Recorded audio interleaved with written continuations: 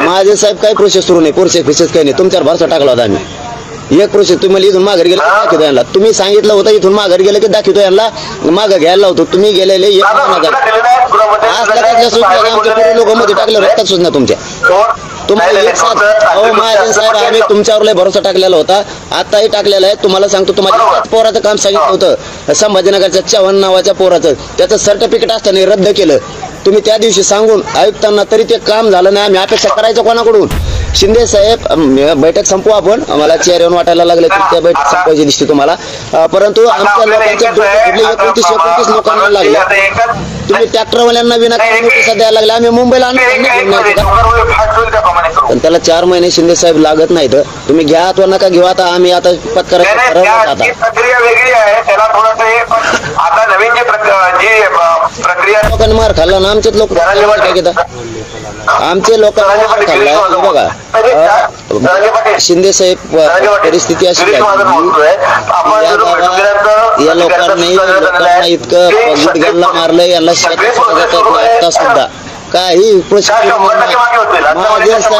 माझे साहेब काही प्रोसेस सुरू नाही, प्रोसेस काही नाही, तुमच्यावर भरसा टाकला होता आम्ही। एक प्रोसेस तुम्ही इथून माघारी गेलं दाखवतो यांना, तुम्ही सांगितलं होतं इथून माघारी गेलं की दाखवतो यांना, मागं घ्यायला लावतो, तुम्ही गेलेले लोक मध्ये टाकलं रक्तात सुचना तुमच्या। तुम्हाला एक साथ महाजन साहेब आम्ही तुमच्यावर लय भरोसा टाकलेला होता, आताही टाकलेला आहे। तुम्हाला सांगतो, तुम्हाला पोराचं काम सांगितलं होतं संभाजीनगरच्या चव्हाण नावाच्या पोराचं, त्याचं सर्टिफिकेट असताना रद्द केलं तुम्ही त्या दिवशी सांगून आयुक्तांना, तरी ते काम झालं नाही। आम्ही अपेक्षा करायचं कोणाकडून? एक काम झालं नाही तर केस तुम्ही मुद्दाम मागं ठेवलेले आहेत। मला एक दुसरं सांगा, शिंदे साहेब याच्यामध्ये आम्हाला नोटीस द्यायचं काय कारण आहे लोकांना? शिंदे साहेबांना माझा आवाज येतोय का? शिंदे साहेबांना माझा आवाज येतोय का?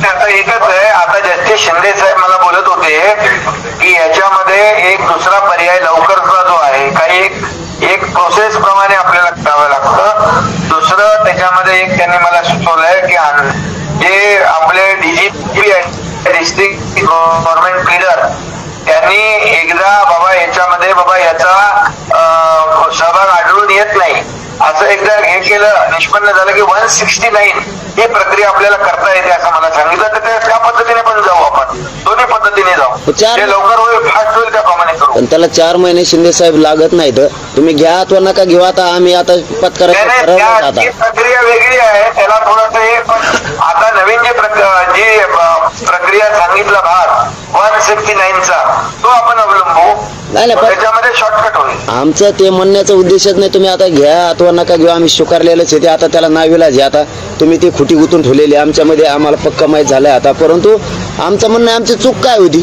तुम्ही पहिला व्हिडिओ काढा आणि ते सगळे 400 अधिकारी घरी पाठ, आम्ही भोगायला तयार आहेत। आमच्यात येऊन हाणलं कशामुळं, गोळीबार केल्या कशामुळं, ही सुरुवात दाखवा कशामुळे लोक लुटली। त्यांचे साध्या कपड्यावर लोक आमच्यात घातले आणि लवखंड आमच्या अंगावर लुटली, आमचे लोक खाली पडले। खाली पडलेला मग शिंदे साहेब बैठक संपू आपण, मला चेअर येऊन वाटायला लागले त्या बैठक संपवायची दिसते तुम्हाला, परंतु आमच्या लोकांचे 29 लोकांना लागले, तुम्ही ट्रॅक्टरवाल्यांना विनाकारण नोटिसा द्यायला लागले। आम्ही मुंबईला काल मनोज जरांगे पाटील यांची मुख्यमंत्र्यांशी व्हिडिओ कॉन्फरन्सिंगद्वारे चर्चा झाली। यावेळी मनोज जरांगे पाटील हे आक्रमक दिसून आले, यासोबतच गिरीश महाजन यांच्यावरही त्यांनी हल्लाबोल केला।